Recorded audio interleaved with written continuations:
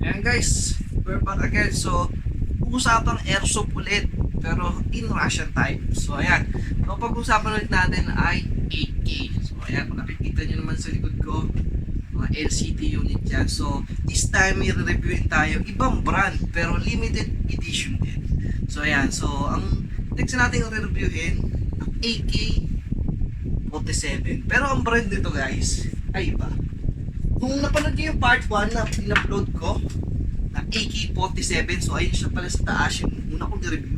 So ito na ang pag-usapan natin, AK-47 pa rin, pero the GNG RK-47. So ayun siya guys. So guys, kung gusto nyo nito ay, sad to say, ay wala nang ganito. Wala nang makukuha na ng ganito kasi limited edition to, kasi ang charging handle nito ay iba. So nakikita nyo, parang siyang GBP, ano. So, nakalimutan ko tawag yung sa ganitong bakal, pero wala na. Sobrang rare na nito, sobrang bihira na nito, the RK-47. So, kung meron mga bagong release ng GNG ng AK-47, pero iba na yung charging handle niya, sobrang regular na lang. So, ito papakita namin kung ano ang charging handle nito. So, nakalagay lang ng wire ties para hindi siya maalog. Ayan, skip na skip. So, pakita ko lang closely. So, ang charging handle nito ay parang GBP. Ayan, kung nakikita nyo maigi. Meron siyang gas tube. So, meron siyang recoil. Kumbaga, pero ito ay 80G lang. Hindi siya nagre-recoil pag pinuputok. So, meron siyang gas tube dito, yung bumper. Pag pinutok ay umaatras sa totoong baril. So, parang imitate siya ng totoong baril. Ayan, nakikita nyo. Napaka-crispy ng tunog. So, ano ba ang brand nito? Ang brand nito ay GNG. So, ayan, inulit-ulit. Ang brand nito ay GNG. The limited edition GNG 47 or RK-47. Kung gusto nyo i-short, i-search siya RK-47. The limited edition RK-47. Then, ang kulay nito ay vintage. So, hindi siya kagaya ng regular AK. Nakagaya sa LCT na limited edition ay maganda din naman ang kulay niya, pero orange or brown. Hindi kagaya nito ay brown na gray. Ayan. So, ito ang original color nito nung nakuha namin. Madami na din itong tama. Pinalalaro kasi namin kahit limited edition siya, kahit pang collector siya, pero kami, sinusulit namin yung value niya. So, ang price rate din ito ay nasa 25 to 30. Pero nung kinuha namin to ay nasa 20 plus din. So, walaan nyo na lang. So, ayan. Ang GNG AK-47.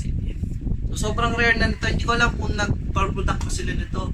Pero, sa ngayon, ang alam ko lang ay stop production na dito. So, mga upgrades nito ay hindi ko natanda. Pero, almost 550 FPS nito ay na above. So, hindi pa namin ako-chrono ulit. So, tingnan nyo na yung susunod namin vlog na babaralin ako ng 550 to 600 FPS. So, mataas na aking pain tolerance. Malaman niya sa susunod vlog. So, pag-usapan lang natin itong AK. So, ang battery compartment niya pa rin ay dito sa bad stock. So, same as sa una kong vlog na review yung part 1 ko ng GNG ng LCT, ay same lang din. Ang ginagamit lang din namin ay blades. So, hindi ko siya promote. Any 2.2 batteries, ha?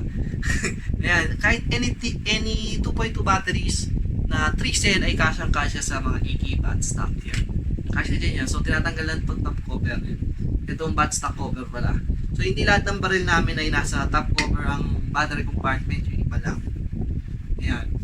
Yan. Pasok na pasok dito yan. So, ang ginagamit namin ay 50C to 100C na battery. So, kasi nga ay mga laruan namin ay hindi naman limit. Bibira kami mag-limit FPS. So, almost lahat ay open FPS. So, ang required lang naman sa open FPS para sakto lang ay 550 to 600 FPS. Pero yung 600 FPS ay medyo malakas na. Malakas makasira ng baril, malakas masakit na. So, kami lang din ay friendly game lang, kaya almost 550 lang din yung mga units namin. Saktuhan na lang. Then, yun lang yung pinakamagandang accuracy ayon sa mga experience namin. Napakaganda ng accuracy ng 550. Then, syempre, sa upgrade na din at sa gumagawa. Yan. So, napakaganda. The GNG AK-47. So, ayan. So, napakalayo ng GNG, then LCT. So, pag both limited edition to, so, mahilig kami sa mga vintage or rare na AK na airsoft. So, napakalayo ng itsura niya sa JG. Yan. So, madami kasing AK-47 ng mga Saima, ANK, JG, pero iba ang itsura nito. Sobrang realistic, kumbaga. Yan. Pero, wala naman akong mako-comment sa ibang brand. Maganda din naman. For gaming lang naman. Then, ito din naman ay for game lang din namin for Age of Play. So, ayan, makikita nyo to sa mga susunod na vlog. So, imbitahan ko nga pala ulit kayo sa upcoming February 11 and February 18 na laro namin sa Rakrakan and sa Dio series ng AK-47 sa February 11. So, ayan. So, kung gusto nyo nito, sad to say, hindi ko alam kung meron pa nito. Pero, I hope na sa mga gusto nito ay makahanap kayo. And kami din ay looking forward, napakatagal namin na nito. And lang namin alam kung may makukuhanan pa kami.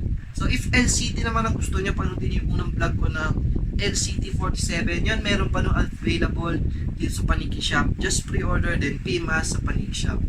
So ayan, the GNG 47.